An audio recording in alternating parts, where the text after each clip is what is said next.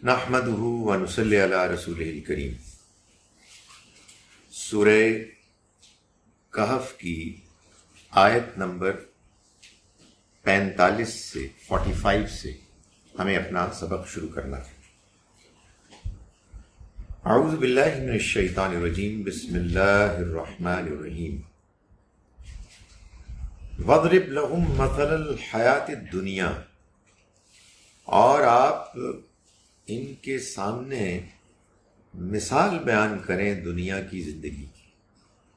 ان کے سامنے یہی لوگ کہ جو اس سورہ مبارکہ کے مخاطب مشرکین عرب، قریش کے لیڈرز، جو اپنی دنیا کی زندگی کی فراوانی پر اتنے زیادہ ریجھ گئے تھے، اس پر اتنا زیادہ ان کو اعتماد ہو گیا تھا کہ ان کا یہ خیال تھا کہ چونکہ وہ کامیاب ہیں اس لیے ہر طرح کی کامیابی انہی کے لیے۔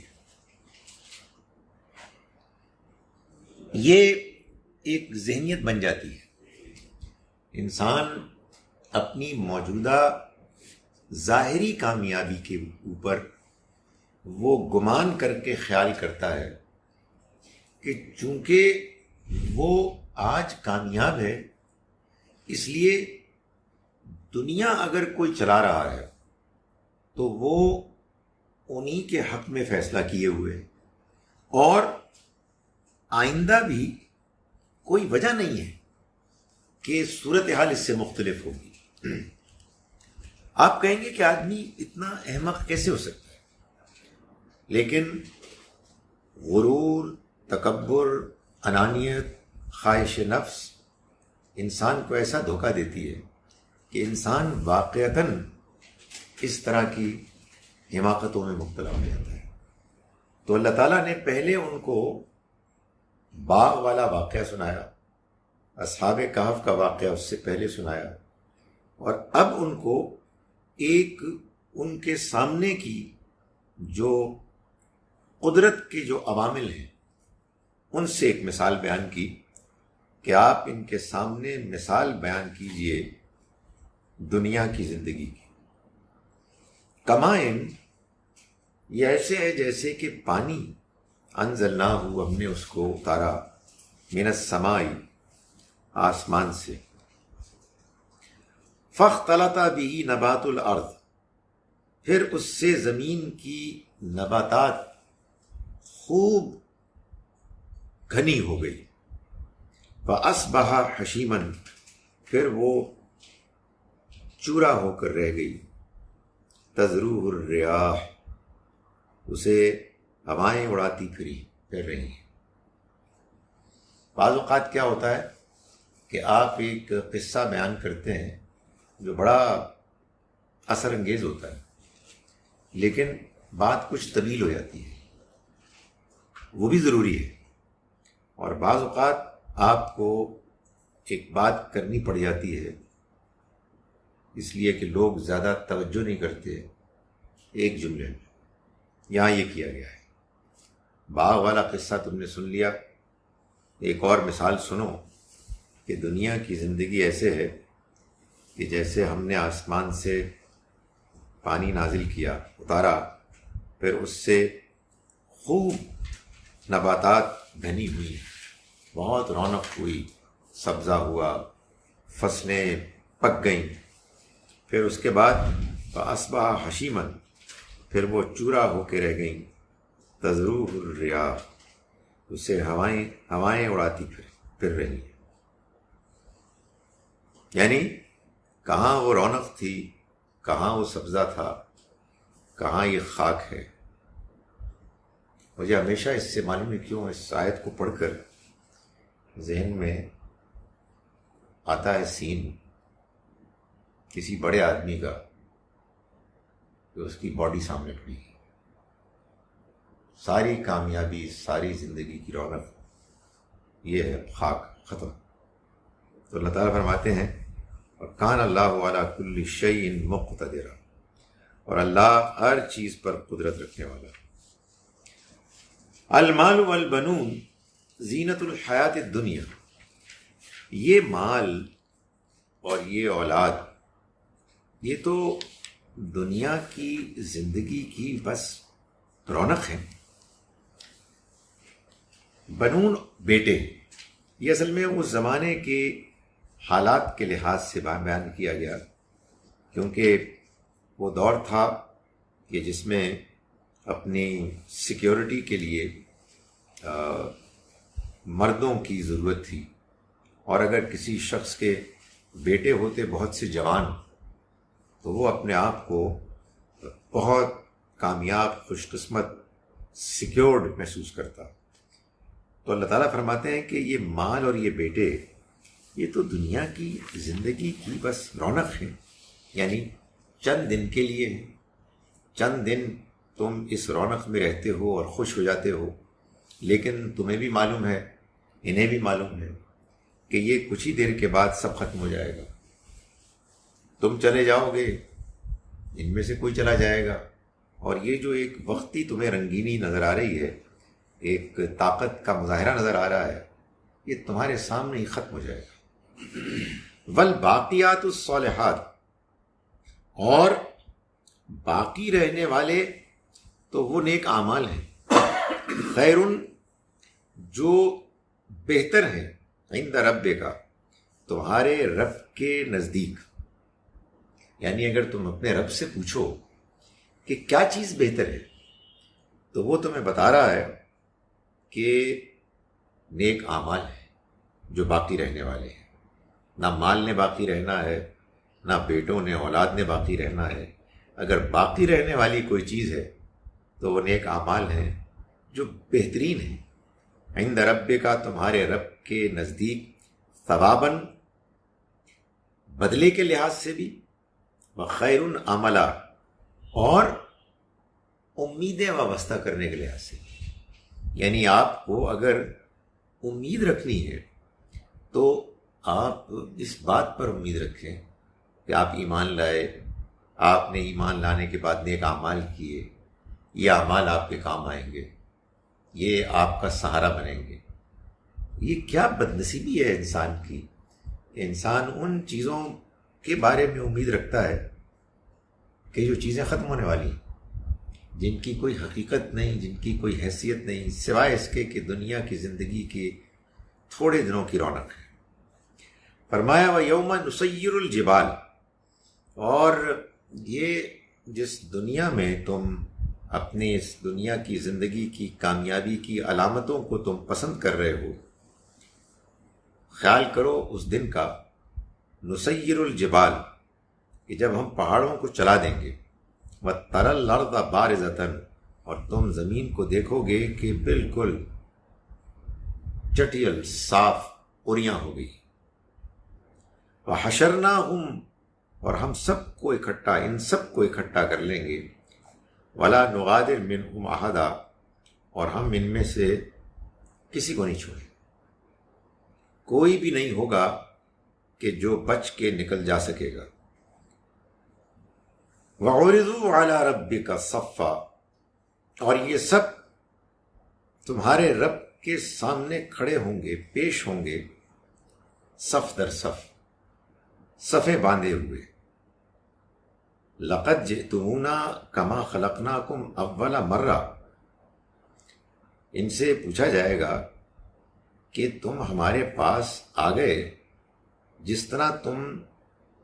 طرح ہم نے تمہیں پہلی مرتبہ پیدا کیا، یعنی اکیلے، جیسے ہم نے تمہیں پیدا کیا اور اکیلے تھے تم، اسی طرح سے اب تم ہمارے پاس آ گئے۔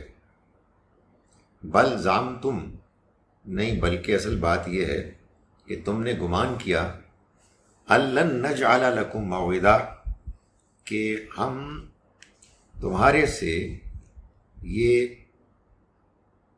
وعدے کا جو وقت ہے مقرر، اس کو نہیں پورا کریں گے، تمہارے لیے کوئی وعدے کا وقت مقرر نہیں ہے۔ تم نے اصل میں یہ خیال کیا، یہ گمان کیا۔ یہ ایک مسئلہ ہے نا، ساری آزمائش یہی ہے کہ دنیا کی زندگی انسان کو نظر آ رہی ہے، یہ نقد ہے، آخرت کی زندگی ادھار ہے، وہ ابھی نہیں ملتی، وہ تو بعد میں ملے گی۔ تو آدمی یہ خیال کرتا ہے کہ پتہ نہیں ملے گی کہ نہیں ملے گی، اور یہ ذہن میں آتا ہے کہ یہ وعدہ کبھی پورا ہوگا بھی کہ نہیں۔ تو اللہ تعالیٰ نے فرمایا ان لوگوں کو کہ جو دنیا کی زندگی کی رنگینیوں میں اتنے زیادہ مشغول ہو گئے کہ انہوں نے اس حقیقت کو بھلا دیا کہ ایک دن وہ بالکل تنہا بے یار و مددگار اپنے رب کے حضور میں کھڑے کیے جائیں گے، ان کو یہ کہا جائے گا کہ تمہیں اصل میں ایک خیال تھا کہ ہم تم سے کیے ہوئے اس ملاقات کے وعدے کو کبھی پورا نہیں کریں گے، یہ تمہاری پرابلم تھی، this was the cause of your downfall. اگر تمہیں یہ احساس رہتا ایک دن تمہیں اپنے رب کو جواب دینا ہے تو تم پھر کبھی یہ رویہ اختیار نہ کرتے۔ ووضع الکتاب، اور کتاب سامنے لائی جائے گی۔ کتاب یعنی اعمال کا رجسٹر، اعمال نامہ۔ فطر المجرمین، تو تم دیکھو گے مجرموں کو، مشفقین، کہ ڈر رہے ہوں گے، مما فی، اس وجہ سے کہ جو اس میں ہوگا، یعنی امیجن اس میں سب کچھ لکھا ہوگا، تو وہ اس کو دیکھیں گے اور اس سے وہ ڈر رہے ہوں گے۔ یقولون، وہ کہتے ہوں گے، وہ کہیں گے، یا ویلتنا، آئے ہماری بدبختی، ما لہذا الکتاب، یہ کیسی عجیب کتاب ہے، کیسا عجیب رجسٹر، اعمال نامہ ہے، لا یغادر صغیرۃ ولا کبیرۃ، نہیں چھوڑا اس نے نہ کوئی چھوٹا عمل نہ کوئی بڑا عمل، الا احصاہا، مگر یہ کہ سب کو اس نے لکھ دیا، سب کو اس نے جمع کر دیا۔ وَوَجَدُوا مَا عَمِلُوا حَاضِرًا، اور جو انہوں نے عمل کیے ان سب کو وہ پائیں گے اپنے سامنے موجود۔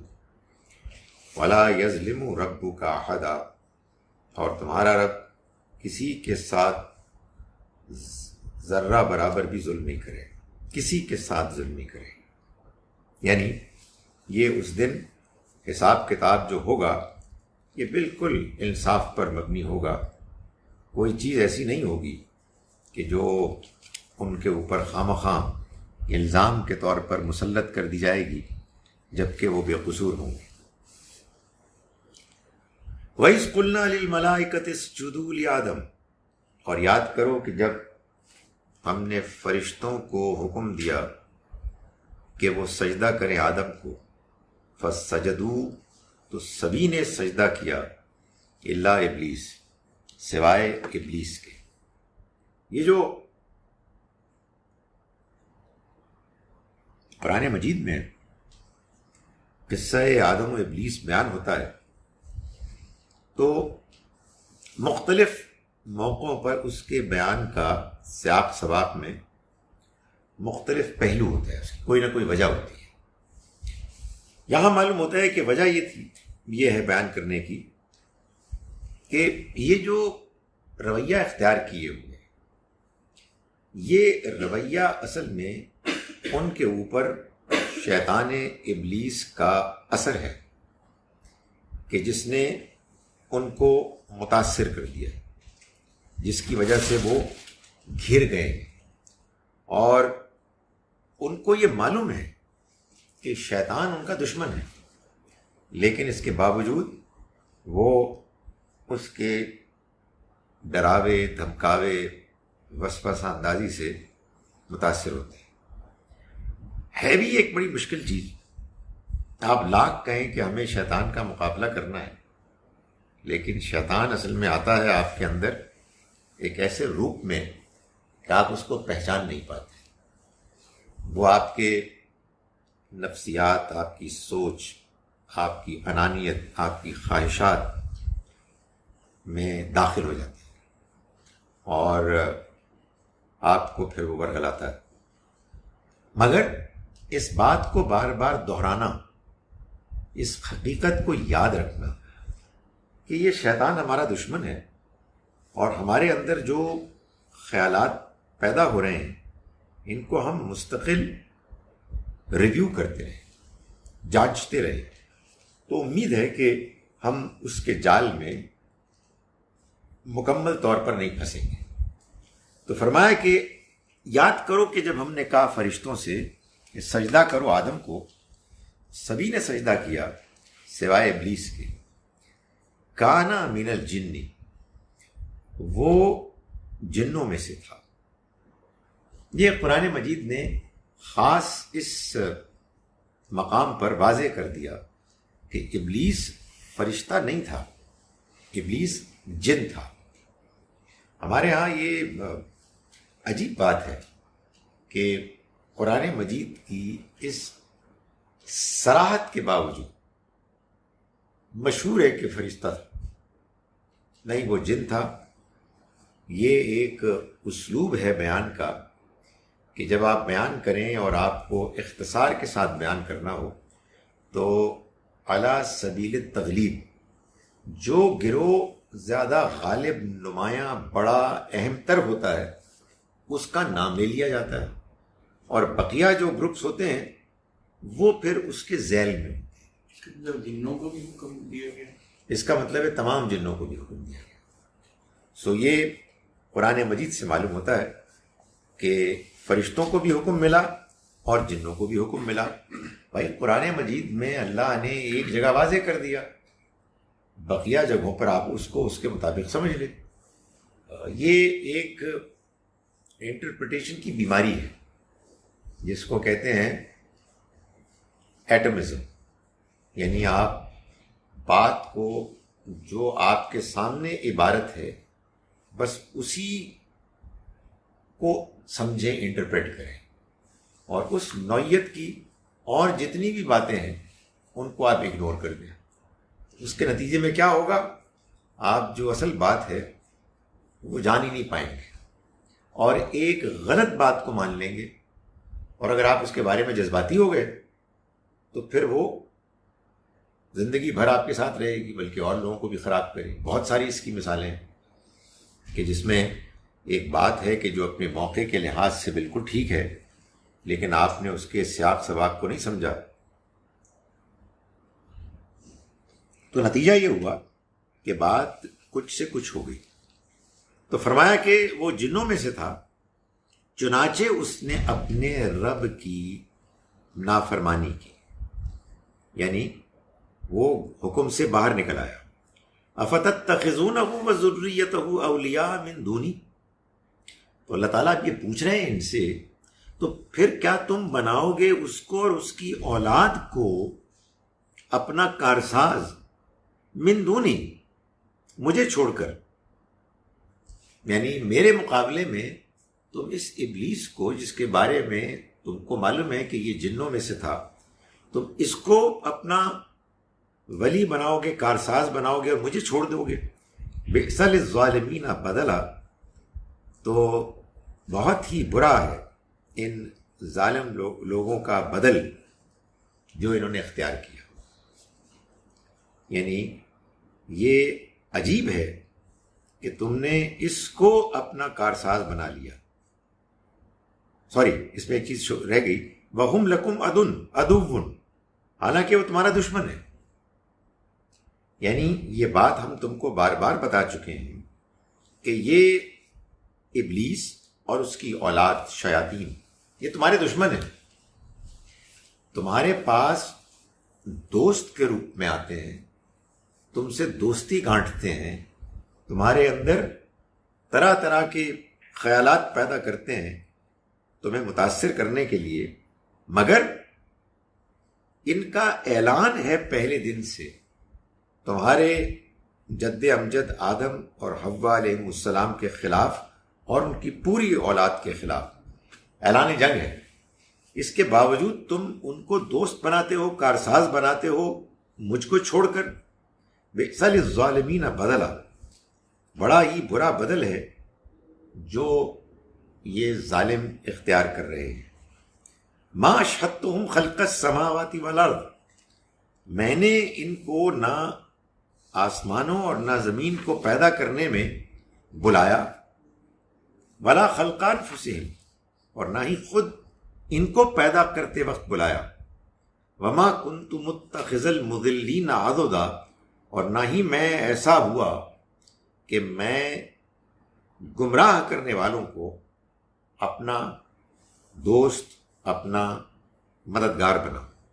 یعنی یہ گویا کہ ایک انداز ہے طنز تاریز کا کہ تمہارا ان کو اپنا کارساز بنانا، ان کو مدد کے لیے پکارنا، یہ بتا رہا ہے کہ تمہارا یہ گمان ہے کہ ان کو ہم نے کوئی حیثیت دی ہوئی ہے، نہ میں نے ان کو آسمانوں کی تخلیق میں کوئی گواہ بنایا، ان کو بھی شامل رکھا، اور نہ ہی ان کی تخلیق میں ان کو اپنا مددگار بنایا۔ تو پھر یہ حیثیت کس بنیاد پر تم دے رہے ہو؟ تمہیں کس نے بتایا کہ ان کے پاس یہ اختیارات ہیں؟ وَيَوْمَ يَقُولُ، اور یاد کرو اس دن کو بھی، خیال کرو اس دن کا بھی، نادو، جب وہ ان کو پکاریں گے، شرکائی الذین زعمتم، یعنی جس دن نادو وہ پکاریں گے، شرکائی الذین، میرے ان شریکوں کو، زعمتم، جن کو تم نے گمان کیا، یوم یقول، جس دن وہ کہے گا، نادو پکارو، شرکائی، میرے ان شریکوں کو، الذین زعمتم، جن کو تم گمان کرتے تھے، یعنی یہ کہ وہ میرے شریک ہیں۔ اللہ تعالیٰ فرماتے ہیں کہ اللہ ان کو کہیں گے، ان شرک کرنے والوں کو، نادو، پکارو، فدعوہم، تو وہ ان کو پکاریں گے، فلم یستجیبوا لہم، تو وہ ان کی پکار کو نہیں سنیں گے، ان کی پکار کا کوئی جواب نہیں دیں گے۔ وجعلنا بینہم موبقا، اور ہم ان کے درمیان ایک ہلاکت کا ایک بندوبست کر دیں گے، ہلاکت کا گڑھا ان کے درمیان میں رکھ دیں گے۔ یہ وہی بات ہے کہ جو حدیث میں اس طرح سے بیان کی گئی ہے کہ تصویر بنانے والوں کو کہا جائے گا قیامت کے روز کہ تم ان میں جان ڈالو، اور وہ جان نہیں ڈال سکیں گے۔ یعنی جو لوگ تصویریں بناتے تھے، ان کو پوچھتے تھے، ان کو اپنا کارساز مانتے تھے، ان کے بارے میں یہ عقیدہ نظریہ رکھتے تھے کہ یہ ہمارے مددگار ہیں، ہماری مدد کو آئیں گے، تو اللہ تعالیٰ قیامت کے روز کہیں گے کہ اب ان کو پکارو، یعنی ان میں جان ڈالو، اگر تم سمجھتے ہو کہ تمہاری مدد کو آئیں گے۔ تو وہ پکاریں گے، لیکن وہ ان کی پکار کا کوئی جواب نہیں دیں گے۔ ورل مجرمون، اور دیکھیں گے یہ مجرم النار، آگ کو، فظنوا انہم مواقعوہا، تو وہ گمان کریں گے کہ وہ ان کے اوپر گرنے والی ہے، ولم یجدوا عنہا مصرفا، اور وہ اس سے ہٹنے کا کوئی امکان نہیں پا سکیں گے، ان کے لیے اس سے ہٹنے کا پھر کوئی موقع نہیں ہوگا۔ وَلَقَدْ صَرَّفْنَا فِي هَذَا الْقُرْآنِ، اور ہم نے بدل بدل کر بیان کیا اس قرآن میں، للناس، لوگوں کے لیے، من کل مثل، ہر طرح کی مثالوں۔ اللہ نے بات کو سمجھانے کے لیے اس قرآن مجید میں طرح طرح کی مثالیں، طرح طرح کی تنبیہات بیان کی، جن کے ذریعے سے لوگوں کو بات سمجھ میں آئے۔ غیب کے بارے میں، فرشتوں کے بارے میں، آخرت کے بارے میں اللہ تعالیٰ نے ان کی زبان میں جو امکانات تھے حقیقت کو ان تک پہنچانے کے لیے وہ سب اختیار کر لیے. لیکن وَكَانَ الْإِنسَانُ أَكْثَرَ شَيْءٍ جَدَلًا، مگر انسان بڑا ہی جھگڑا کرنے والا واقع ہے. یعنی بجائے اس کے کہ وہ بات کو سمجھے وہ جھگڑا کرتا ہے، وہ اعتراضات کرتا ہے، وہ اپنے نقطۂ نظر کا، اپنے آباء و اجداد کے دین کا دفاع کرتا ہے. ہم سبھی جذباتی ہیں، ہم سبھی اپنی بات پر کچھ نہ کچھ اڑتے ہیں. وجہ یہ ہے کہ جذبات برے نہیں ہوتے. مطلب آدمی کے اگر جذبات ہی نہیں ہے تو پھر انسان کے لیے کسی چیز کے ساتھ کمٹمنٹ، قربانی دینا، آگے بڑھنا مشکل ہو جاتا ہے. لیکن اگر انسان کے صرف جذبات ہے اور وہ عقل سے کام ہی نہیں لیتا، تباہی بربادی ہے. پتہ نہیں کس چیز کے لیے آپ کے جذبات ہیں، آپ نے کبھی غور ہی نہیں فرمایا کہ ٹھیک بھی ہے کہ نہیں ہے. دوسری جانب اگر انسان کی عقل ہی عقل ہے تو بس سوچتا رہے گا، کوئی فلسفی ہوگا، جذبہ کوئی پیدا نہیں ہوگا اس کے اندر. تو یہ معلوم ہوتا ہے کہ دونوں چیزوں کا ایک توازن ہے کہ جس چیز کو انسان کو اختیار کرنا ضروری ہے، اور اپنے جذبات کو اپنی عقل کی رہنمائی میں انسان کو چاہیے کہ وہ استعمال کرے. تو فرمایا کہ انسان بہت جھگڑا ہے. یعنی ہم نے کیا کیا نہیں کیا ان کو بات سمجھانے کے لیے، طرح طرح کی مثالیں بیان کی، مختلف انداز اسالیب اختیار کیے، مگر بجائے اس کی کہ وہ بات سمجھیں وہ جھگڑے میں پڑ گئے. تو جب کوئی آدمی جھگڑے میں پڑ جائے تو بات کیسے سنے؟ وما منع الناس، اور نہیں روکا ان لوگوں کو، ان یؤمنوا، کہ وہ ایمان لاتے، اذ جاءہم الہدی، جب ان کے پاس ہدایت آ گئی، ویستغفروا ربہم، اور نہ منع کیا ان کو اس بات سے کہ وہ معافی مانگیں اپنے رب سے، الا ان تأتیہم سنت الاولین، مگر یہ کہ ان کے پاس آ گئی اگلوں کی سنت. یعنی اگلوں کا جو طریقہ تھا وہی ان کے ساتھ بھی ہو گیا. جو انہوں نے کیا وہی انہوں نے کیا. وہ بھی ضد میں آ گئے، یہ بھی ضد میں آ گئے. انہوں نے بھی آباء و اجداد کی اندھی تقلید کی، انہوں نے بھی آباء و اجداد کے طریقے کو اپنا آئیڈیل قرار دے دیا. تو فرمایا کہ ان کو نہیں روکا ان لوگوں کو اس بات سے کہ وہ ایمان لائیں جب کہ ان کے پاس ہدایت آ گئی اور معافی مانگیں اپنے رب سے، مگر یہ کہ ان کے پاس اگلوں کا طریقہ سنت آ گئی، او یأتیہم العذاب قبلا، یا ان کے اوپر سامنے عذاب آ کھڑا ہوا. یعنی وہ اس عذاب کے بارے میں اتنے بے نیاز، بے پرواہ ہو گئے کہ ان کو روک دیا ان کی اس بے پرواہی نے ہدایت کو ماننے سے. ورنہ اللہ کی طرف سے جو بندوبست کیا گیا تھا وہ تو بڑا غیر معمولی تھا، مگر انہوں نے اپنے پرانے جو لوگ تھے، پچھلے زمانے کے بستیوں والے جن کے پاس اللہ کے رسول آئے، انہوں نے جو ضد ہٹ درمی کا رویہ اختیار کیا، انہوں نے بھی اسی طرح سے اس رویے کو جاری رکھا، اور اس کا نتیجہ یہ ہوا کہ یہ جو آنے والا عذاب ہے جو ان کے سامنے کھڑا ہوا تھا، معلوم ہوتا ہے کہ اسی نے ان کو روک دیا. اس عذاب کے چلے آنے کے لیے ان کے ہاں اتنی بیتابی پائی جاتی ہے کہ اس نے ان کو ایمان لانے اور اپنے رب سے معافی طلب کرنے سے روک دیا. وما نرسل المرسلین الا مبشرین و منذرین، اس مقصد کے لیے ہم نے رسولوں کو بھیجا. انہیں معلوم ہونا چاہیے کہ ہم نے نہیں بھیجا رسولوں کو سوائے خوشخبری سنانے والا بنا کر، ومنذرین، اور خبردار کرنے والا بنا کر. یعنی ان کا کام صرف یہی تھا کہ یہ لوگوں کے سامنے اللہ کی طرف سے اس پیغام کو پہنچا دے کہ یہ دنیا کی زندگی ایک آزمائش ہے.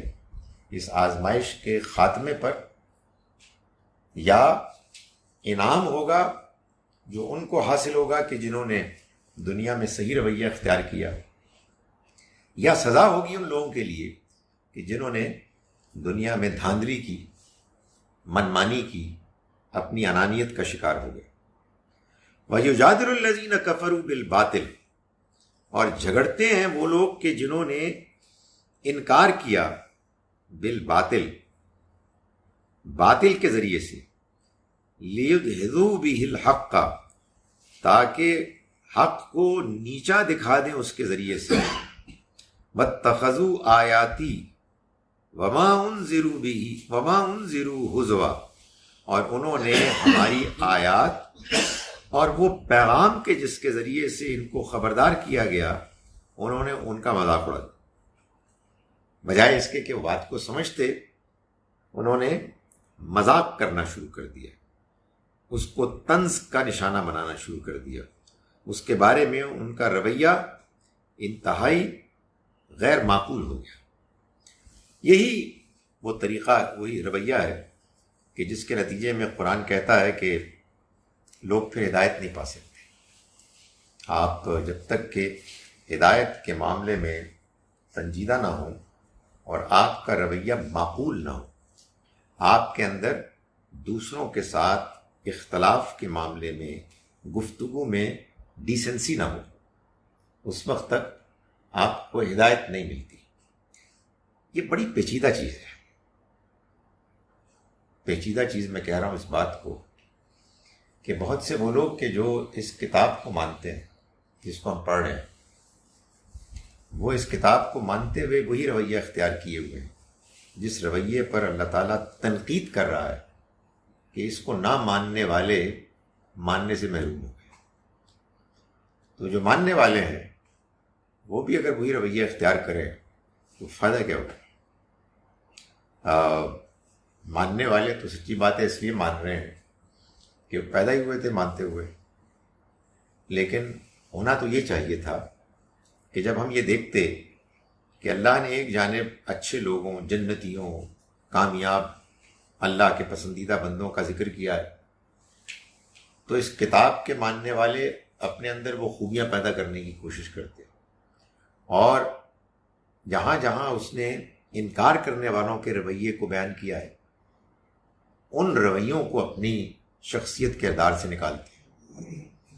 مگر کیا ہم نے یہ کہ وہ جو انکار کرنے والے ہیں ان کا لفظ پکڑا انکار کرنے والے، اور ہر ایک پر چسپاں کر دیا اپنے علاوہ، اور رویے کو غیر ضروری سمجھے. آنیسٹلی یہ بڑی بڑی پیچیدہ چیز ہے. Reading Quran is not easy, very complicated. اور پھر آدمی کو ایک ہی بس کیا کہنا چاہیے، اس کو امید ہوتی ہے. وہ امید بھی بڑی بڑی خوفناک ہے کہ اللہ میاں بالکل فیصلہ کر دیں گے انصاف کے مطابق. یہ بڑی پریشان کن چیز ہے. مگر ظاہر ہے کہ وہ سب کچھ جانتا ہے، اس کا فیصلہ غلط ہوگا ہی نہیں، وہ ایک ایک چیز سے واقف ہے. مگر یہ ایک بڑی بدنصیبی ہے کہ لوگوں کو یہ بات نہیں سمجھائی جا سکتی کہ بھائی صاحب یہ نام نہیں ہے جو امپورٹنٹ ہے، یہ گروپس امپورٹنٹ نہیں ہے، رویے امپورٹنٹ کہ آپ کیسے بیہیو کر رہے ہیں. تو اللہ تعالیٰ اس پہ بے انتہا مذمت کر رہے ہیں کہ جن لوگوں نے انکار کیا انہوں نے کیا کیا، وہ جھگڑتے ہیں باطل طریقے، بےہودہ بکواس کرتے ہیں. they have got no arguments, they talk just nonsense، اور وہ اس کے ذریعے سے حق کو نیچا دکھانے کی کوشش کر رہے ہیں، اور وہ ہماری آیات کو اور جن چیزوں سے ان کو خبردار کیا گیا ان کا مذاق اڑا رہے ہیں. تو آپ سوچئے یار کہ لوگوں کا مذاق اڑانا، لوگوں کے برے نام رکھنا اور اس کو انجوائے کرنا، یہ اہل ایمان کا کوئی طریقہ ہو سکتا ہے؟ مگر معلوم ہوتا ہے کہ لوگوں کو اس میں اتنی خوشی ملتی ہے. اس کی وجہ یہ ہے کہ یہ پڑھتے ہی نہیں ہے. کہ یہ تو گھٹیا لوگوں کا کام ہے کہ آپ کوئی نظریہ ہے، اس نظریے کے بارے میں اس طرح کا آپ کے اندر ایک رجحان پیدا ہو جائے۔ فرمایا ومن اظلم ممن ذکر بآیات ربہ، اس سے زیادہ ظالم اور کون ہو سکتا ہے کہ جس کو اس کے رب کی آیات سے یاد دہانی کرائی جائے، فاعرض عنہ، تو وہ اس سے اعراض کر دے۔ یعنی آپ یہ دیکھیں کہ اللہ تعالیٰ کہہ رہے ہیں کہ اس سے زیادہ بڑی ٹریجڈی کوئی نہیں ہو سکتی، اس سے زیادہ ظالم اور کون ہوگا جس کو اس کے رب کی آیات کے ذریعے سے خبردار کیا گیا، پھر اس نے منہ موڑ لی، اعراض کر دے، اپنے پاس رکھو، کیپ اٹ ٹو یور سیلف۔ وَنَسِيَ مَا قَدَّمَتْ يَدَاهُ، اور وہ بھول گیا جو کچھ اس نے آگے بھیجا، یعنی وہ اس بات کو بھول گیا کہ جو اعمال وہ کر رہا ہے وہ اعمال آگے جا رہے ہیں، ان اعمال کے بارے میں پوچھ گچھ ہوگی، یہ وہ اعمال ہیں کہ جن پر انسان اکاؤنٹیبل ہوگا۔ فرمایا انا جعلنا علی قلوب اکنۃ، ہم نے ان کے دلوں میں پردے ڈال دیے ہیں کہ وہ اس کو نہ سمجھیں، یعنی ان کے اس رویے کی وجہ سے، جو انہوں نے رویہ اختیار کیا ہے، اس کی وجہ سے ہم نے ان کے دلوں کے آگے پردے ڈال دیے ہیں کہ یہ اس کو یعنی قرآن کو نہ سمجھ سکیں۔ وفی آذانہم وقرا، اور ان کے کانوں میں ہم نے بوجھ ڈال دیا کہ وہ اس کو نہ سن سکیں۔ یعنی یہ جو رویہ ہے ان کا، اس رویے کی وجہ کیا ہے؟ اس رویے کی وجہ یہ ہے کہ یہ اب سمجھ ہی نہیں سکتے، یہ اب سن ہی نہیں سکتے۔ کیوں؟ ہم نے ان کو سمجھنے سے، ہم نے ان کو سننے سے محروم کر دیا۔ کیوں؟ ان کے رویے کی وجہ سے۔ یعنی انسان جب مخالفت کرتا ہے کسی چیز کی بھی، تو یار 2-4% تو گنجائش رکھتا ہے کہ بات دوسرے کی بھی صحیح ہو سکتی ہے۔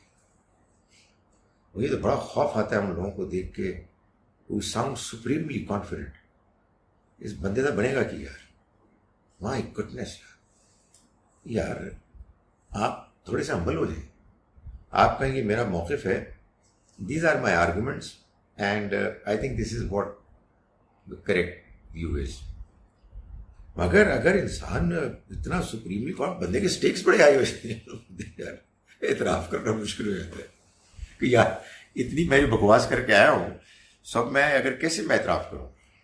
سو یہاں یہ کہا جا رہا ہے کہ ان کے اس رویے کی وجہ سے اللہ تعالیٰ نے ان کے دلوں کے آگے پردہ ڈال دیا ہے، یہ بات اب سمجھ نہیں سکتے، ان کے کانوں میں بوجھ ڈال دیا ہے، یہ بات سن نہیں سکتے۔ وَإِن تَدْعُوهُمْ إِلَى الْهُدَىٰ، اگر تم ان کو ہدایت کی طرف بلاؤ، فَلَن يَهْتَدُوا إِذًا أَبَدًا، تو یہ کسی صورت ہدایت نہیں پائیں گے۔ مائی گڈنس، کیا خدا تعالیٰ کی طرف سے اس میں زور ہے۔ تم ان کو ہدایت کی طرف کتنا ہی کیوں نہ بلاؤ، یہ ہرگز ہدایت نہیں پائیں۔ یعنی اذن، اس حالت میں، اس صورتحال میں خدا کا یہ فیصلہ ہے کہ وہ ہدایت نہیں دے گا۔ وَرَبُّكَ الْغَفُورُ ذُو الرَّحْمَةِ، ہے نا اللہ تعالیٰ کا بڑا ایک وہ جلال تھا، آپ بہت غصے ہو رہے ہیں، کوئی چانس نہیں ہے، تو فرمایا نہیں ایسی بات نہیں ہے۔ ربک الغفور، تمہارا رب تو مغفرت کرنے والا ہے، ذو الرحمہ، رحمت والا ہے۔ لو یؤاخذہم بما کسبوا، اگر وہ پکڑنے پہ آتا ان کو اس پر کہ جو انہوں نے کمایا، لعجل لہم العذاب، تو عذاب میں ان کے لیے وہ جلدی کر دیتا۔ یعنی مطلب یہ ہے کہ یہ اللہ کی طرف سے ان کو جو موقع مل رہا ہے، یہ اس کو غنیمت جانیں اور اس سے فائدہ اٹھائیں۔ ان مصیبت زدوں کا حال یہ ہے کہ یہ اللہ کی طرف سے پکڑ نہ آنے کا جو فیصلہ ہے، جو اس کی رحمت پر مبنی ہے، جس کی وجہ سے تاخیر ہو رہی ہے، ان کی تمام تر بدتمیزیوں کے باوجود وہ اس کو اپنے کامیاب ہونے اور مبنی برحق ہونے کی دلیل سمجھ رہے ہیں، حالانکہ وہ ان کے رب کی طرف سے ان کے لیے رحمت ہے، مغفرت طلب کرنے کا موقع ہے۔ تو فرمایا کہ لو یؤاخذہم بما کسبوا، اگر وہ ان کو فوراً پکڑ لیتا اس پر کہ جو انہوں نے کمایا، لعجل لهم العذاب، تو ان کے لیے عذاب میں وہ جلدی کرتا، بل لهم موعد، نہیں بلکہ ان کے لیے ایک وعدہ ہے، ایک وعدے کا وقت ہے، مقرر وقت ہے، لن یجدوا من دونہ موئلا، اس کے مقابل میں وہ کوئی بچنے کی جگہ، پناہ کی جگہ نہیں پائیں گے۔ یعنی وہ وعدہ ہے، وعدے کا وقت جب آ جائے گا تو پھر ان کے لیے بچنے کا کوئی امکان نہیں ہوگا۔ وَتِلْكَ الْقُرَىٰ أَهْلَكْنَاهُمْ، اور یہ بستیاں ہیں، ہم نے ان کو ہلاک کیا، لما ظلموا، جب انہوں نے ظلم کیا۔ یعنی یہ بستیاں کہ جو تمہارے اس عرب کے علاقے میں ارد گرد میں پھیلی ہوئی ہیں، سمود کی، لوط کی قوم کی بستی، سبا کی بستی، قوم شعیب، ان کے کھنڈرات، ان کے آثار، ان کی کہانیاں تم سنتے ہو نا، تو یہ وہی ہے جو کہ اللہ تعالیٰ کے فیصلوں کی زد میں آ گئے جب انہوں نے ظلم کیا۔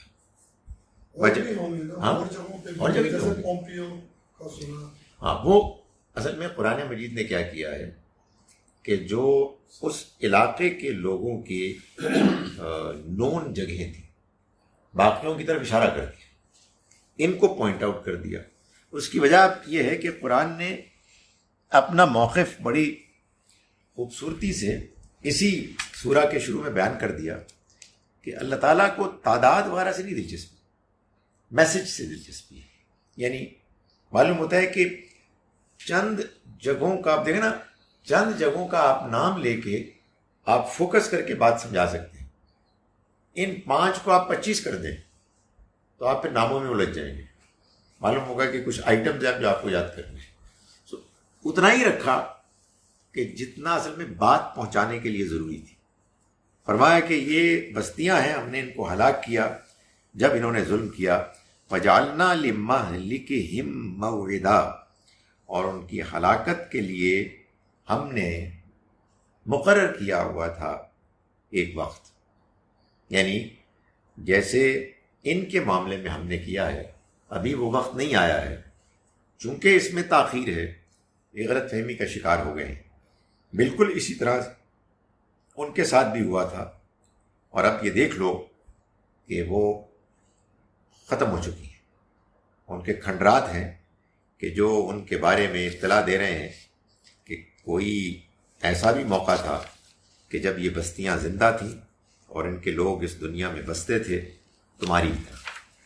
میں ان آیات کا ترجمہ ایک مرتبہ پھر آپ کے سامنے کر رہا ہوں۔ ہم نے آج سورہ کہف کی آیت نمبر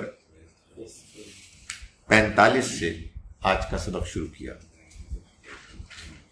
اعوذ باللہ من الشیطان الرجیم، بسم اللہ الرحمن الرحیم۔ 45 وَضْرِبْ لَهُمْ، اور آپ بیان کیجئے ان کے لیے، مثل الحیات الدنیا، دنیا کی زندگی کی مثال، کمائن انزلناہ من السماء، یہ ایسی ہے جیسے کہ پانی ہم نے اس کو اتارا آسمان سے، فاختلط بہ نبات الارض، تو گھنی ہو گئی اس کے ذریعے سے زمین کی رویدگی، نباتات، فاصبح حشیما، پھر وہ چورا چورا ہو کر رہ گئی، تذروہ الریاح، جسے ہوائیں اڑا کر لے گئی۔ ہوائیں اڑتی پھر رہی ہیں۔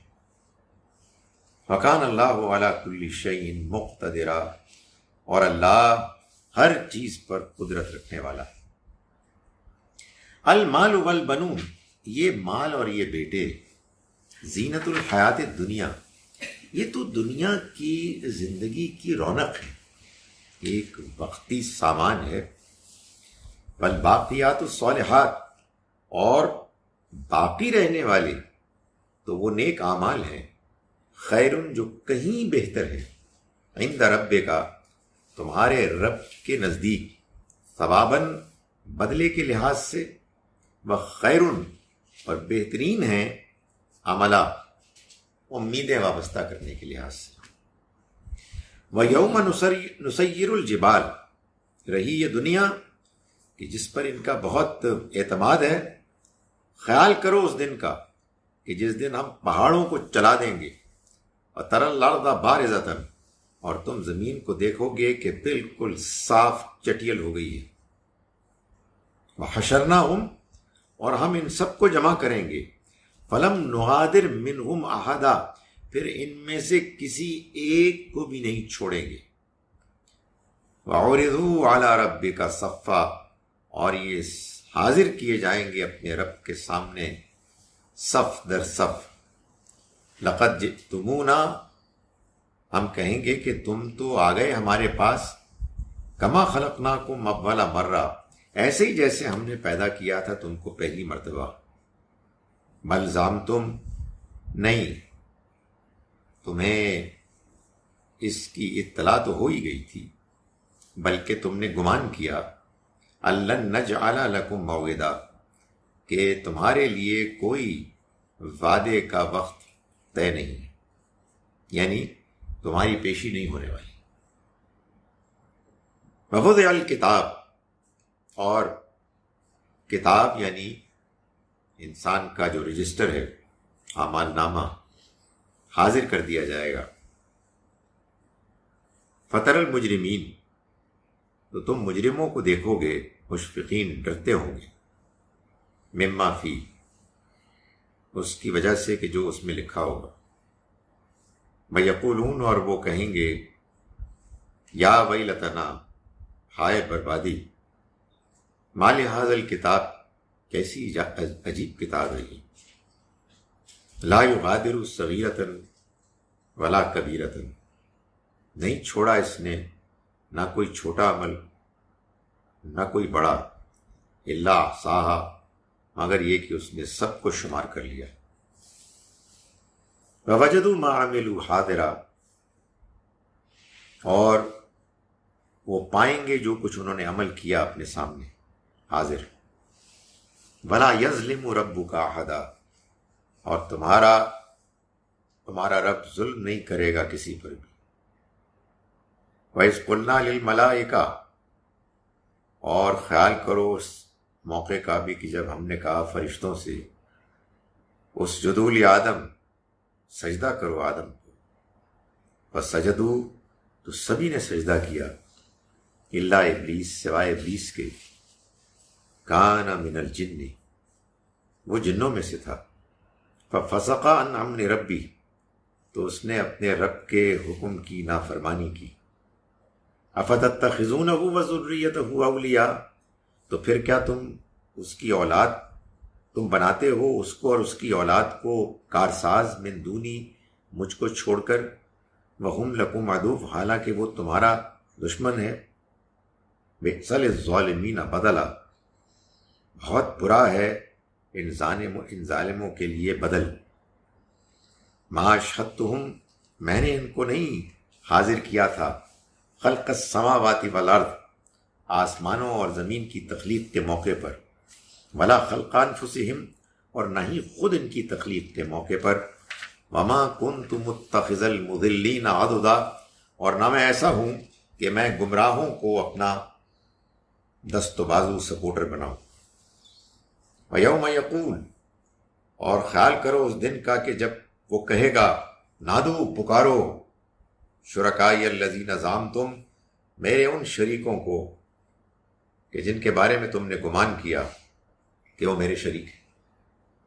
فدعوہم تو وہ پکاریں گے ان کو، فلم یستجیبوا لہم تو وہ ان کی دعا کا جواب نہیں دے پائیں گے، وجعلنا بینہم موبقا اور ان کے درمیان ایک ہلاکت کا ایک گڑھا ہوگا جو حائل ہو جائے گا۔ ورأى المجرمون اور دیکھیں گے مجرم النار آگ کو، فظنوا تو وہ گمان کریں گے انہم مواقعوہا کہ وہ ان پر امڈی چلی آ رہی ہے، ولم یجدوا عنہا مصرفا اور وہ اس سے بچنے کا کوئی امکان نہیں پائیں گے۔ وَلَقَدْ صَرَّفْنَا فِي هَذَا الْقُرْآنِ لِلنَّاسِ مِنْ كُلِّ مَثَلٍ اور ہم نے پلٹ پلٹ کر بدل بدل کر بیان کیا، پھیر پھیر کر اس قرآن میں لوگوں کے لیے ہر طرح کی مثالوں کو۔ وَكَانَ الْإِنسَانُ أَكْثَرَ شَيْءٍ جَدَلًا اور انسان اکثر چیزوں کے معاملے میں جھگڑا کرتا ہے۔ وَمَا مَنَعَ النَّاسَ اور نہیں روکا لوگوں کو ان یؤمنوا اس بات سے کہ وہ ایمان لائیں، اذ جاءہم الہدی جبکہ آ گئی ان کے پاس ہدایت، وَيَسْتَغْفِرُوا رَبَّهُمْ اور نہیں روکا اس چیز سے کہ وہ معافی مانگے اپنے رب سے، الا ان تأتیہم سنت الاولین مگر اس بات نے کہ آ گئی ان کے پاس پچھلوں کی سنت، یعنی وہی ان کے ساتھ بھی معاملہ ہو گیا، او یأتیہم العذاب قبلا یا آ گیا ان کے پاس وہ عذاب کے جو سامنے آ کھڑا ہو۔ وما نرسل مرسلین اور ہم نہیں بھیجتے رسولوں کو الا مبشرین و منذرین مگر خوشخبری سنانے والا بنا کر اور خبردار کرنے والا بنا کر۔ وَيُجَادِلُ الَّذِينَ كَفَرُوا بِالْبَاطِلِ اور جھگڑتے ہیں وہ لوگ کہ جنہوں نے کفر کیا باطل طریقوں سے، باطل ہتھ کنڈوں سے، لِيُدْحِضُوا بِهِ الْحَقَّ کہ وہ اس کے ذریعے سے حق کو نیچا دکھا دیں، وَاتَّخَذُوا آیَاتِي وَمَا أُنذِرُوا هُزُوًا اور انہوں نے بنایا میری نشانیوں آیات کو اور وہ کہ جن سے انہیں خبردار کیا گیا مذاق کا نشانہ۔ وَمَنْ أَظْلَمُ مِمَّنْ ذُكِّرَ بِآيَاتِ رَبِّهِ اور اس سے زیادہ ظالم کون ہو سکتا ہے کہ جس کو اس کے رب کی آیات سے یاد دہانی کرائی گئی، فَأَعْرَضَ عَنْهَا تو اس نے اس سے منہ پھیر لیا، وَنَسِيَ مَا قَدَّمَتْ يَدَاهُ اور وہ بھول گیا جو کچھ اس کے ہاتھوں نے آگے بھیجا۔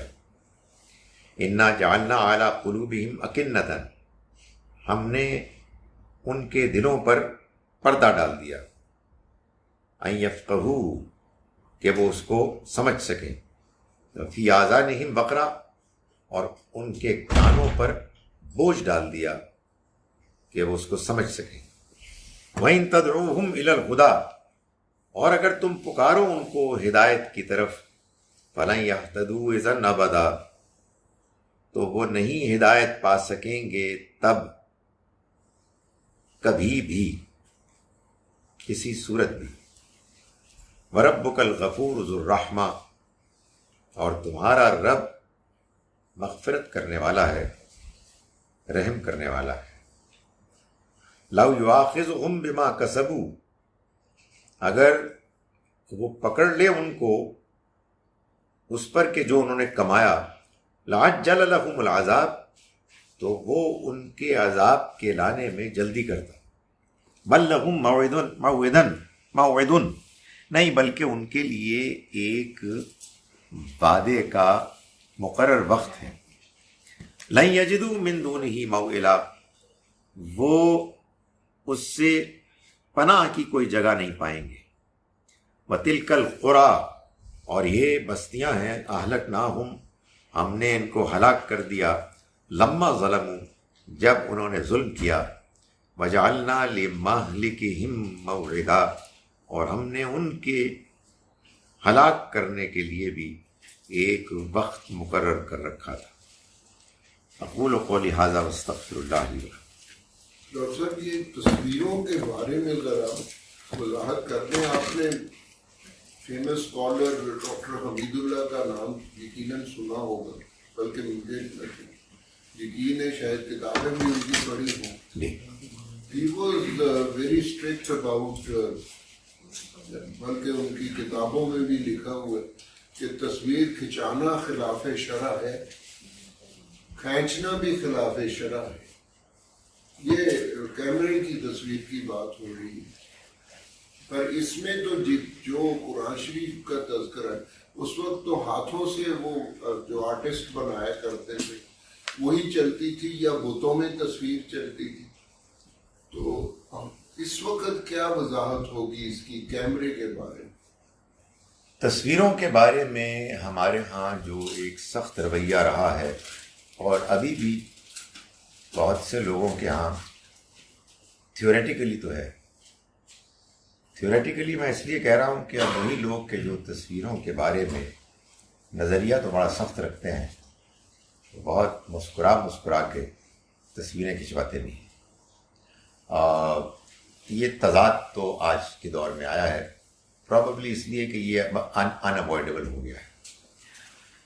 ان اوائڈیبل ہر وہ چیز ہو جاتی ہے کہ جو انسان نے خواہ اپنے اوپر ایک سختی کی ہوتی ہے جس کا کوئی تعلق اللہ کے پیغام سے نہیں ہوتا. لیکن میں سمجھتا ہوں کہ تصویر کے بارے میں مسلمانوں کے ہاں عمومی نقطۂ نظر کی غلطی یہ ایک چھوٹی غلطی ہے. یہ چھوٹی غلطی اصل میں ایک بڑی غلطی کا نتیجہ ہے. وہ بڑی غلطی یہ ہے، اس کے بارے میں لوگ بڑے جذباتی ابھی بھی ہیں، کہ لوگوں کا کہنا یہ ہے کہ ہم کو اللہ کا حکم ہے کہ ہم اللہ کی بھی اطاعت کریں اور اللہ کے رسول کی بھی اطاعت کریں. چنانچہ ہم اللہ کی اطاعت کرتے ہیں تو ہم قرآن مجید پڑھتے ہیں، اس کے جو احکام ہیں ان پر عمل کرتے ہیں. ہم اللہ کے رسول کی اطاعت کرتے ہیں تو ہم حدیث پڑھتے ہیں اور اس پر بھی عمل کرتے ہیں. تو ہمیں اللہ کی بھی اطاعت کرنی ہے اور اللہ کے رسول کی بھی اطاعت کرنی ہے. میں گزارش کروں کہ اصل میں یہ زیادہ بڑی غلطی ہے. اس غلطی کی اصلاح ہو جائے باقی سارے معاملات ٹھیک ہو جائیں گے. اصل میں کیا بات ہے؟ اصل بات یہ ہے کہ جب اللہ تعالیٰ یہ فرماتے ہیں کہ تم اللہ کی اطاعت کرو، اللہ کے رسول کی اطاعت کرو، اس سے مراد یہ ہوتی ہے کہ تم اللہ کی اطاعت کرو یعنی اللہ کے رسول کی اطاعت کرو. اللہ کی اطاعت اصل میں اللہ کے رسول کی اطاعت ہے. اللہ کے رسول کی اطاعت اللہ کی اطاعت سے کوئی الگ چیز ہے ہی نہیں. اللہ تعالیٰ خود سے آسمان سے نیچے زمین پر نہیں آیا اپنی اطاعت کا مطالبہ کرنے. اس کی اطاعت کا مطالبہ اس کے رسولوں نے کیا. یہ بات اگر سمجھ میں آ جائے تو پھر ایک جھگڑا تو ختم ہو جائے گا کہ جس میں لوگ بڑے جذباتی ہوتے ہیں کہ بھائی قرآن مان لیا ہم نے آپ کا تو آپ ہماری حدیث بھی تو مانیں. ازی تھاڑا قرآن مانیا تو ساری حدیث کیوں نہیں مانتے؟ کیا یار مصیبت ہے. خدا کے واسطے قرآن حدیث میں کوئی تضاد ہو سکتا ہے؟ کوئی امکان ہی نہیں ہے. ایک بڑی سادہ سی بات ہے. اگر آپ یعنی جو اس بات کے بارے میں جذباتی ہیں وہ تھوڑے سے جذباتی کم ہو جائے اور آرام سے بات کو سمجھیں تو آپ مجھے یہ بتائیے کہ یہ کیسے ہو سکتا ہے کہ خدا تعالیٰ ایک دین دے اور وہ تمام انسانوں کے لیے دے اور اس میں وہ اس بات کا اہتمام کرے کہ اس دین کا ایک حصہ تو وہ ایسے دے کہ وہ پہلے دن سے سب کو مل جائے اور وہ جو سب کو ملے وہ پہلے دن سے لے کے آج تک اور قیامت تک سب کے پاس ہو. اور دین کا ایک دوسرا حصہ وہ دے چند لوگوں کو اور وہ چند لوگ پھر چند دوسرے لوگوں کو دیں اور وہ پھر چند تیسرے لوگوں کو دیں.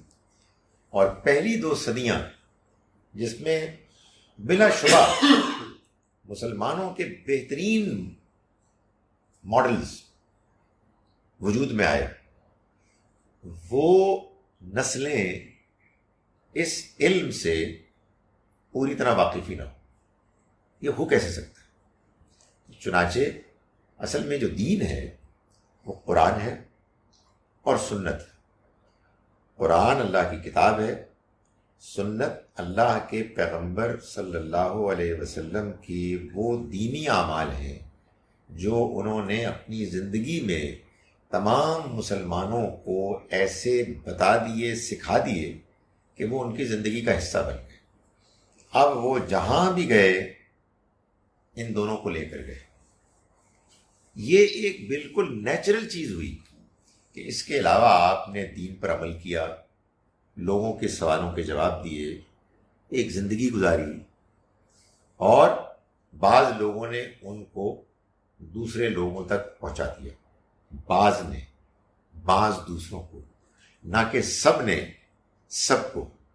یہ جو علم ہے جس کو حدیث کہتے ہیں، اس کے بارے میں مسلمان جذباتی ہو گئے، اتنے ہی جذباتی ہو گئے کہ جتنے بعض دوسرے لوگ پہلے ہوا کرتے تھے اپنے معاملات میں۔ تو اللہ نے ان کو کہا تھا کہ دیکھو، دین کے معاملے میں مبالغہ مت کرو بغیر وجہ کے، اور کہا جی کہ یہ حدیث بھی اصل دین ہے، اس میں بھی جو دین بیان ہوا ہے یہ بھی اصل میں دین کا لازمی حصہ ہے، یہ اطیع الرسول۔ اس ساری تفصیلی گفتگو کا مقصد یہ تھا کہ میں آپ کو یہ بتاؤں کہ حدیث میں جو کچھ ہمارے بزرگوں نے اکٹھا کیا ہے وہ بہت قیمتی ہے، لیکن وہ اصل دین ہے ہی نہیں، وہ اصل دین کی وضاحت ہے۔ چنانچہ اس کی ایک بہترین مثال آج ہمارے سامنے آ گئی۔ سورہ کہف میں ہم نے پڑھا کہ اللہ تعالیٰ قیامت کے روز ان سے کہیں گے، نادو شرکائی، پکارو میرے شریکوں کو۔ وہ پکاریں گے، فدعوہم فلم یستجیبوا لہم، تو وہ ان کی پکار کا جواب نہیں دے سکیں گے۔ یہی حدیث میں آیا ہے۔ ظاہر ہے بیان میں کچھ فرق ہو گیا، بیان کرنے والے نے کچھ بات کو اور کر دیا کہ اللہ تعالیٰ کہیں گے تصویریں بنانے والوں سے کہ ان میں جان ڈالو، وہ ان میں جان نہیں ڈال سکیں گے، یہی مطلب ہے اس کا۔